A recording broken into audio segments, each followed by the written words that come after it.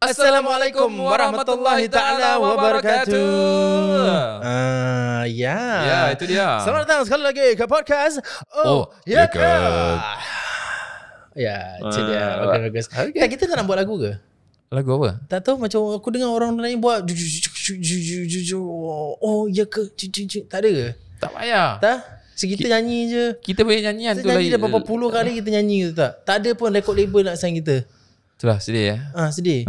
Tapi tak apa, tak ada masalah. Tak apa. Yang penting orang nak dengar. Yes, kalau korang Betul. nak cuba, kalau korang rasa kita perlu lagu, korang hantarlah lagu korang kat kita, nanti insyaAllah kita akan Betul. mendengarkan. Thank you once again kerana sudi mendengar kami di podcast Oh Ya Ke. Again kita selalu bersyukur sangat. Betul. You know, without all your support, without all your sharing, your comment, your shares and everything, you know, kita wouldn't be where we are at this point. Kita try to do our best. Of course kita tak perfect lah. Kita always try to improve as much as we can in every episode tu. Yes. Kalau ada kekurangan, minta maaf dulu lah. Yes, minta banyak maaf. kekurangan daripada Jufri memang Biasa, pasal biasa Jufri suka ada orang macam aku bernafas pun tak puas hati katnya kan, pasal gitu ada. biasa kalau aku cakap orang tu tak suka kan, apa-apa kau fikir pun tak suka. Kalau tak suka taklah dia ustazah. Kita gurau-gurau je, kita gurau. Ajar. Saya mencubalah kan. Betul. Ada yang orang kata apa, Juf punya joke memang tak hit Juf punya joke. Juf punya headphone rasa macam besar sangat headphone-nya size. Okay, sekarang kamera. Headphone aku besar sangat ke? Besar. Tak apa besar. Apa ya Allah, biasalah kan. Nanti ada orang kata, gini pun Juf sekarang janggut tak ada. Tak best lah, janggut pula ada. Anyway, saya podcast hari ini dibawakan khas oleh Khalifah Realtors. Oleh siapa sahaja yang nak beli rumah, jual rumah, sewa rumah ataupun nak buat apa-apa lah dengan rumah tu, boleh hubungi mereka. Renovation tak ada. Renovation tak ada. Ya, apa-apalah kira macam tu yang lain-lain. Okay, boleh hubungi mereka di TikTok, IG, Facebook, ataupun boleh email mereka ke, ataupun call mereka, message mereka, WhatsApp mereka di 8892-5882. Yes. Kau cakap the first phone number, the last phone number akan keluar sikit. Yes, betul. Dia je first phone number saya kacau 88. Yes. So sekali lagi 8892-5882. Okay. Again and again as usual, kita selalu bukakan DM dekat apa ni, Instagram ni. Jangan, don't risau kalau rasanya kita tak seen benda tu, kita dah boleh baca dah. So aku just baca je lah. Sebab kenapa aku tak buka message korang, nanti korang macam dah buka habis podcast tak ada pun, tak dengar pun ditanya. Okay. So kita bukakan. This is daripada pendengar kita. Salam. Waalaikumsalam. I love your content and learn a lot through the podcast. MasyaAllah. And please keep my identity. Okay, I will keep it, don't worry. I want to seek Ustaz advice kalau boleh, or hopefully an episode about this. Kalau mak bapak main sihir atau ilmu hitam terhadap anak-anak dah rawat berkali-kali dengan lain-lain ustaz di Singapura. Bila waktu rawatan ruqyah akan cakap mak bapak yang hantar. Sihir pun menyebabkan banyak masalah. Kalau anak-anak tak berbual atau berjumpa dengan mak bapak kerana trauma dan tiada trust, juga untuk melindung keluarga sendiri, melindung suami, isteri, anak, adakah itu salah? Suami ke Suhaimi? Bukan, suami lain. Suami yang Maharaja Lawak. Bukan. Okay. Yes. Suami, isteri atau okay lah. Aku brief balik cerita tu. Yes. Is mak bapak dia menyihir pada orang lain. Okay. Aku tak faham. Okay. Generally, is it wrong to cut ties dengan mak bapak if they macam a bad towards you, macam dia macam ni dia sihirkan anak-anak dia. Is it okay for us to macam selamatkan diri kita and then cut ties ke macam mana tu? Is it the peruqyah sendiri yang cakap mak bapak dia yang sihirkan? Yes. Dia kata bila waktu rawatan ruqyah akan cakap mak bapak yang hantar. Oh, ini korong bro. Tak boleh kan? Yes. Tak pernah, tu akan menimbulkan fitnah. Yes, betul. Sebab kita sebagai peruqyah, kita tak akan tahu siapa yang hantar sihir tu, ke siapa yang main sihir ke, kita tak tahu. Melainkan orang tu sendiri yang mengaku, contohnya. Oh dia bilang, mak dia tiba-tiba datang ke apa, mak dia bilang, maaf ustaz, saya selama ini saya yang dah kenakan anak saya, biar anak saya ni dengar kata-kata saya, dengar cakap saya. That one is different story. Correct. Tapi kalau mak dia tak ada cakap apa-apa, bapak dia tak cakap apa, or even dia punya makcik ke pakcik ke adik-beradik tak cakap apa-apa, then kita tak boleh assume yang mereka main sihir. Betul. Dan ini adalah suatu kesalahan yang sangat besar sekali sebab dia termasuk daripada fitnah. Betul. Dan ketika seorang itu fitnah, maka hukumnya adalah dosa yang sangat besar. Dan dia akan memutuskan silaturahim. Bila kita putuskan silaturahim, maka disitulah bahaya akan datang. So ada disebutkan bahawasanya siapa sahaja yang memutuskan silaturahim, maka dia punya solat dia itu, dia punya amalan tu, dia hanya naik fauqa shibran. Maknanya dia hanya sejengkal sahaja bro. Tak sampai ke langit pun. Oh. So mana dia solat, kan biasanya kita solat ke apa itu, Allah akan terima kita amalan, dia akan naik sampai ke langit tau. Betul. Tapi dia hanya naik sejengkal je bro. Allah. Macam itu. Terapa Sebab apa orang yang selalu memutuskan silaturahim. Allahu Akbar. Especially kalau dengan keluarga sendiri. So that's the thing. Jangan pernah percaya dengan peruqyah ataupun orang boleh panggil tukang ubat yang bilang, oh si dia ni yang hantar awak sihir, mak sendiri yang hantar sihir, bapak sendiri hantar sihir. Tak boleh seperti itu. Dan bila kita putuskan silaturahim, maknanya macam tadi, dia tak nak jumpakan apa ni semua, sehingga memutuskan silaturahim, hukumnya dosa yang sangat besar. Dan yang pertama sekali akan dapat dosa yang paling besar siapa? Tukang ubat tu. Betul. Sebab dia yang menyebabkan the whole family to fitnah. Yes. And then porak-perandakan keluarga itu and everything lah. Ini dipanggil sebagai dosa jariah. Pernah dengar? Tak. Dia ada amal jariah, Dosa jariah. ada dosa jariah. So amal jariah ataupun pahala yang jariah, maknanya pahala yang berterusan. Right. Selagi diorang pecah tu, selagi tu dosa tu berterusan. Macam tu. So kalau dosa, dia berterusan lah. Right. So selagi silaturahim tu terputus lah, apa semua pergaduhan apa ni semua, yang tanggungjawab semuanya, dosanya kebanyakan akan jatuh pertama sekali kepada tukang ruqyah tu ataupun tukang ubat tu. Dia salah memberikan diagnosis. Tapi kalau dia tengah ruqyah tu dan kena rasuk dan jin tu cakap, I know the answer lah, I just want to ask you lah. Then you answer. Bila tengah ruqyah tu, lepas tu kena rasuk, lepas tu jin cakap, oh ni mak bapak kau yang hantar.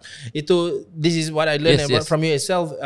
Jangan percaya dengan tipu helah jin. Jin is always full of lies, and dia akan, saja dia memang nak memporak-perandakan, memang itu kerja syaitan. Memang kerja dia untuk kasih menyesatkan kita kat dunia ni. Betul. So kalau apa-apa jin katakan kan, actually semua benda pun jangan percayalah. Betul. Sama je macam bila kita ruqyah kan, kita cakap dia keluar, dia kata okay keluar, nanti tak keluar. Ada betul.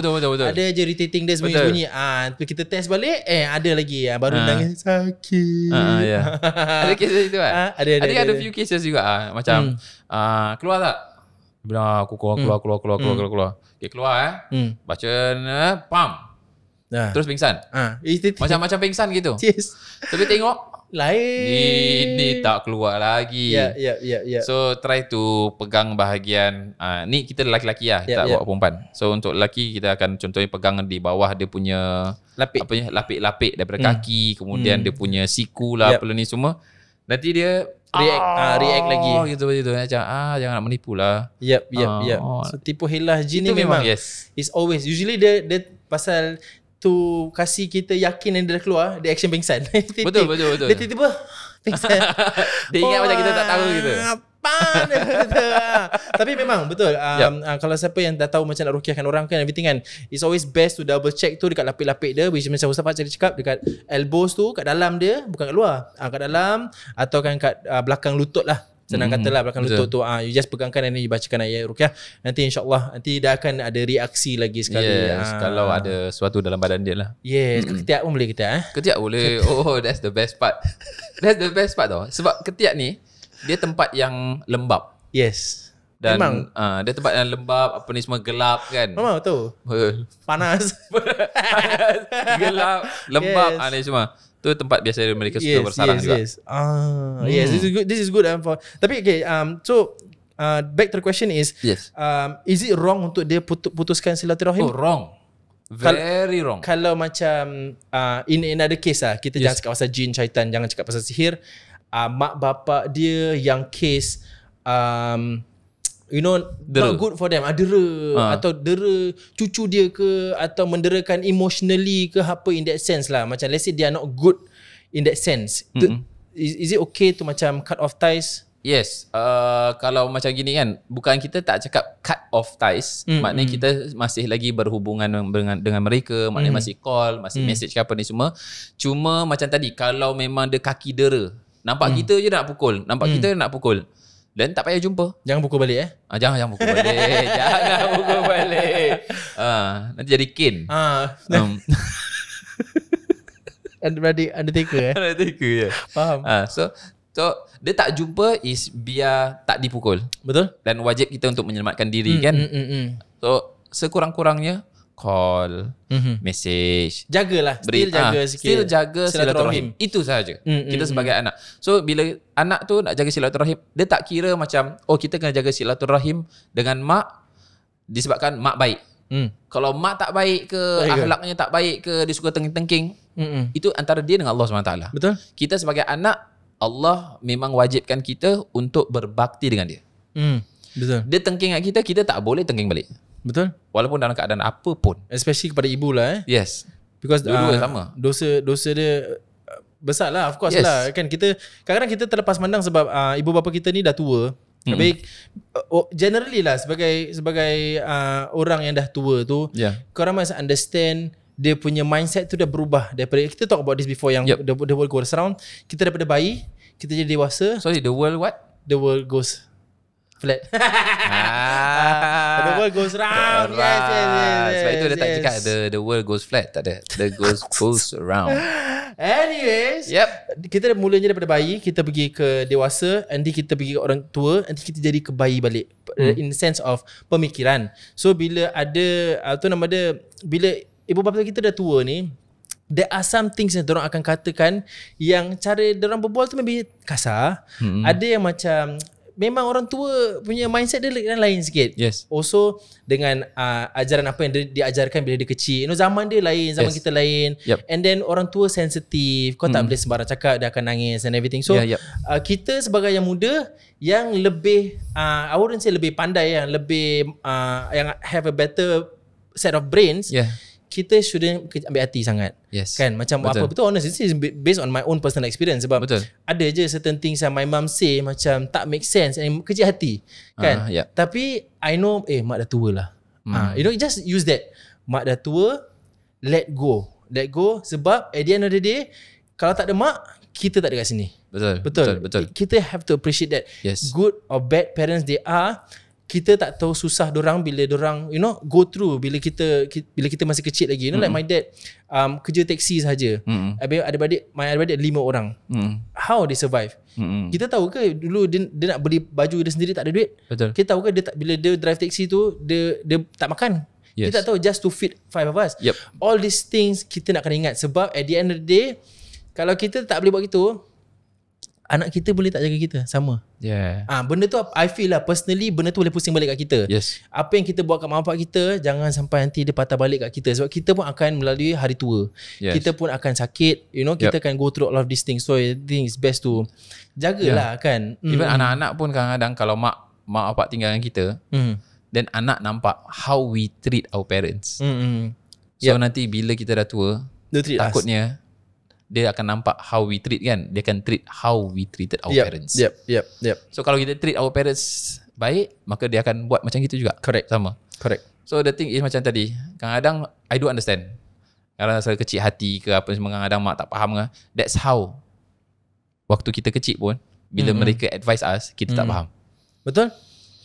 And how kita merajuk dulu, orang tua akan merajuk sama juga kan. Sama. Betul. Sekarang pun diorang akan merajuk apa semua. Tapi macam mana dia, macam waktu kita kecil, macam mana dia boleh sabar dengan bila kita merajuk, bila kita nangis, macam mana dia kadang-kadang kita nak beli sesuatu tapi dia bilang tak payahlah apa semua beli ni, tak penting apa semua. Sekarang pun sama juga. Kadang mereka nak sesuatu tapi bagi kita macam mak tak payah sebab ini bagi saya macam tak penting gitu semua.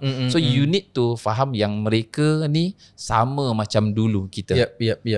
Bila kita faham macam itu, then insyaAllah will be okay. Dan jangan pernah rasa menjaga mak bapak adalah suatu beban. Betul. Itu paling penting. Betul. Sebab kan orang-orang selalu cakap mak boleh jaga banyak anak. Tapi tak semestinya banyak anak 10 anak boleh jaga satu mak. Boleh jaga satu mak. Betul. Itu dia That punya is, itu. Yes. I've seen it lah in front. Many people. I tak berani nak cakap banyak sebab I haven't gone through that life part yet. Sebab so far alhamdulillah lah ibu bapa masih sihat and everything. Sebab kita pun takut lah when they happens. Tapi aku memang honestly aku keep telling myself, if anything happens to them, aku nak be the one. Pasal aku last I'm the baby of the family kan. Of course I'm always everybody's baby tak. Anyways, moving on, kita nak terjahkan satu benda more thing lah. Sebab tentang orang selalu mengatakan macam every time when it comes to orang Melayu mesti ada hasad, mesti ada dengki. Okay, is it correct to say that? Sebab aku actually to me personally nak kata hasad dengki tu lain bangsa pun ada. Kenapa kita betul kita cakap that's the thing kan? Semua bangsa, semua suku ada that hasad. Yep. So kita tak boleh label as Melayu je. Tapi tak tahu dia kenapa boleh ada macam bila Melayu je mata merah. Biasa apa Melayu. Habis kalau sekarang kalau westerners, western, dia dah cakap mata biru. Tak, mata putih. Mata putih ke apa. Tak ada cakap. Tapi Melayu mata merah. Yes. Siapa yang buat ni? Melayu juga lah. So maknanya siapa sahaja yang buat kata-kata ni, orang Melayu kata merah, maknanya dosanya akan pergi ke dia semua. Jangan. Siapa mula? Jangan mulakan. Jangan. Tapi I think it's just a general mindset. Sebab kita orang Melayu always have that macam ni Melayu mesti yang mata merah. Kita pernah je orang yang bangsa lain yang mata merah kita. Ya, betul. Cuma dia tak cakap. Betul kan? Kita tak tahu. That's the thing. Dia lagi pandai. Bila orang Melayu mata merah obvious. Orang kata bocui orang cakap. Betul. Obvious. So yang hasad ni semua orang ada. Sebab itu Nabi SAW selalu tekankan untuk selalu amalkan surah Al-Falaq dan surah An-Nas. Dalam surah Al-Falaq ada wa min syarri, yang last wa min syarri hasidin idza hasad. Dan daripada keburukan orang-orang yang mempunyai hasad dan dengki. Baca Al-Falaq. Surah Al-Falaq. Al-Falaq. Bagus. Baca. I think this is also the khasiat of Tiga Kul tu is very very strong. Banyak orang tak tahu. Betul. Of how good it is to always baca. That's why for me personally after every fardu I baca Tiga Kul, Fatihah, Ayatul Kursi semua. Jadi benda tu macam makin sebati kat diri tu. Sebati. Okay, tadi ada sebati yang motor kan, brand Ducati bukan. Tadi kita ada saya ada satu kawan ni. Dia sekejap orang panggil dia Adam, sekejap Tyron. Tapi nak tanyalah sebab dia tu kalau ada kita ni agama Islam. Habis ibu bapa kita bukan orang Islam.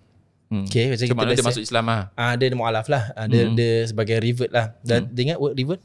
Revert. Tahu. Revert tu masuk Islam Yes. Revert kembali pada fitrah lah. Yes. How is it for the parents? Macam kita bila let's say I put it myself lah, bila my parents meninggal, and my parents is not Muslim from born sampai sekarang dia bukan Muslim sebab because I'm a mualaf, kita boleh sedekahkan Fatihah untuk dia ke macam mana tu? Okay, so first thing bila you masuk Islam tu tak semestinya you masuk Islam tu you putuskan silaturahim dengan mak bapak tau. Even though dia bukan sama agama. Walaupun bukan sama agama. Tapi dalam agama Islam dia ajarkan kita untuk tetap berbakti. Maknanya mak suruh buat apa, kita kena buat. Betul. Dia tak semestinya Islam baru kita dengar, dia tak Islam tak dengar. Tak. Right. Itulah indahnya Islam. So adalah berbakti kepada mak bapak walaupun bukan agama Islam. Right. So that's the first thing. So secondly, macam tadi kan, kalau meninggal boleh tak sedekah Al-Fatihah? Boleh, silakan. You nak sedekahkan surah Al-Fatihah ke, you nak baca ayat Al-Quran ke, ataupun you nak sedekah ke atas nama mereka, mengharap mudah-mudahan Allah ampunkan mereka. Right. Tapi kalau macam family members lain yang bukan Islam nak pergi bakar hell note. Hell note apa? Hell note. Oh, yang duit-duit. Yang duit-duit tu semua. Family tu siapa? Maknanya you? My family Cina apa? My family all Chinese. Cina lah, tak ada masalah. Yelah, tapi diorang semua ikut today Akong pass away, I want to burn the hell note. Okay, then you burn. Aku kat situ baca Fatihah. Tak, yeah. Betul lah. Why not? Right. Why not? You boleh minta dengan Allah Taala. I cannot do lah, of course. No, of course you cannot burn the note. Right. Yes. Right. So you have to take note that Astagfirullahaladzim. So you have to take note that Take the note, don't burn. Tak. I mean you have to take note yang you kat situ tak boleh burn that duit. That duit. Okay. Sebab itu termasuk daripada amalan mereka. Yep. Dah bercanggah dah. Bercanggah. Salah. Itu dah masuk ke syirik. Kesyirikan. Syirik. So what you can do, bacakan surah Al-Fatihah kat situ. Tak ada masalah. You boleh berdoa dengan Allah SWT anywhere and any place. Betul? Betul. Anytime, tak ada masalah pun. Right. Cuma amalan macam tadi tak boleh buat. Right. Tapi sebab benda-benda macam ini, one more thing. Even you tak boleh buat benda-benda macam burn all this kind of things ke incense ke apa ni semua, walaupun for content. Right. Ingat content creator. Tak boleh. Ada ke? Ya ada. Ada. Untuk konten dia orang Islam. Yes. Dia pakai incense. Yes. Subhanallah. Cari hantu. Ya Allah. Yep.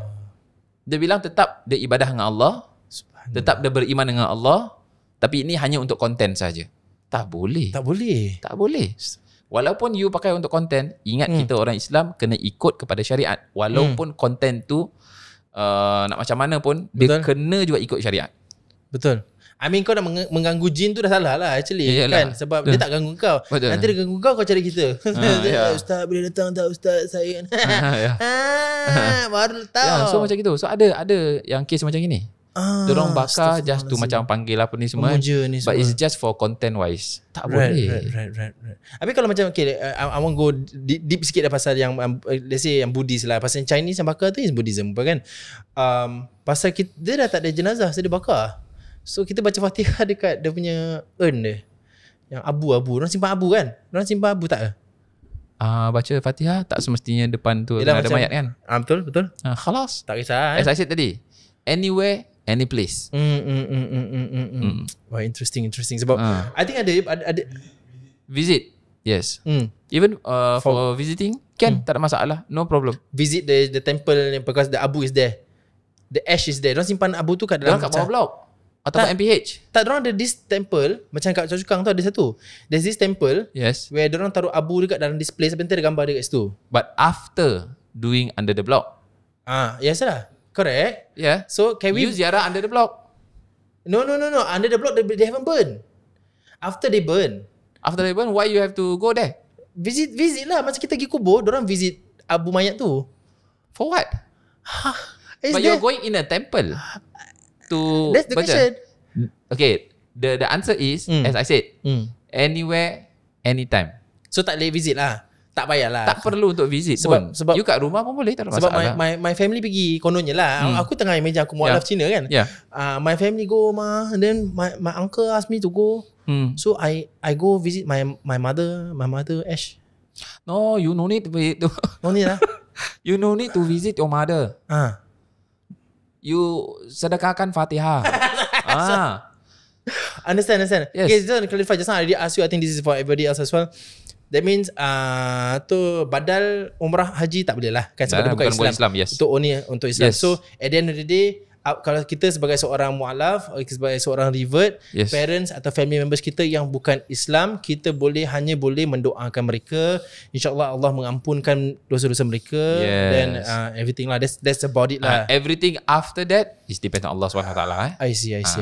Wow. We try our best as a son or as a daughter to be a good son, good daughter. Yeah. Wow, this is interesting. Because I think kita never. I personally never try to see dakwah in the aspect of a mu'alaf. Sebab actually ada one person actually ask me nak rukyahkan dia punya abang dia, sebab abang dia ada cancer something like that, tapi dia feel yang is more of ada gangguan juga at the same time. Of course orang at the younger age ada cancer, of course ada gangguan mental dia, tapi dia bukan Islam. So boleh saja, kita sebagai seorang Islam boleh saja merukyahkan orang yang non Muslim, tapi masalah dia amalannya dia tak boleh bikin. So selepas kita merukyahkan orang, ada spesifik amalan yang kita harus diorang buat, which is solat, zikir, macam air rukyah ni, everything semua, this is all part of kita sebagai seorang Islam. So bila kita jumpa peruqyah tu is like you jumpa doktor. Amalan tu is like the ubat lah. Yes. So kalau pergi jumpa doktor tak makan ubat, macam nak baik? Betul lah. So that's the hard part lah actually, untuk kita menolong orang-orang yang bukan Muslim. Sebab I think Rasul pun pernah ruqyahkan orang yang bukan Islam kan. Betul. Yang this tribe yang dia pergi tu kan. Yes. Very very interesting. Alright. Nice. Very good. Thank you very much. Welcome. Guys. Thank you very nice. Welcome. Yeah. Welcome. Thank you so much everybody kerana sudi mendengarkan episod kali ini. We hope like benda-benda ni benda ni memang semua out of everywhere, out of under the sun lah kan. Kita ada yang cepat-cepat sun, tak ada, sini tak ada sun. Things yang korang boleh learn. If korang ada anything yang korang nak kita sharekan, insyaAllah kita just DM kita dekat Instagram ke boleh saja nanti kita huraikan atau mencerahkan lagi cerah. Yes. So yang kita, as I said lagi, saya ulang lagi beribu-ribu kali pun tak ada masalah. Kita hanya cover sedikit sahaja. Kau nak lebih tahu more hukum, more situation, more condition, the same problem macam tadi, then you have to belajar. Yes, kita just share as what we can, apa yang boleh in this 25 to 27 minutes saja. And the situation that been given just now. Yes. Gitu je. Kalau pasal every situation tu ada pecah-pecahan dia, banyak benda. Macam tadi yang mak bapak tu, ada yang mak bapak yang this, mak bapak yang that. Bukan tadi, semalam, 2 hari lepas. Oh, is it? Okay lah, moving on. Anyways, thank you so much. Episode kali ini dibawakan khas oleh Khalifah Realtors. Kalau korang nak jual beli rumah, boleh saja contact mereka di Instagram mereka. Kalau korang tak nak contact dorang dekat handphone ke, korang malu-malu, boleh saja DM dorang, audio note dorang ke, WhatsApp atau Telegram, tak tahu mesti ada ke tak ada. Kalau tak, korang boleh hubungi mereka direct kat nombor handphone dorang 8892-5882. Sampai kita jumpa pada episod yang berikutnya. Assalamualaikum warahmatullahi taala wabarakatuh.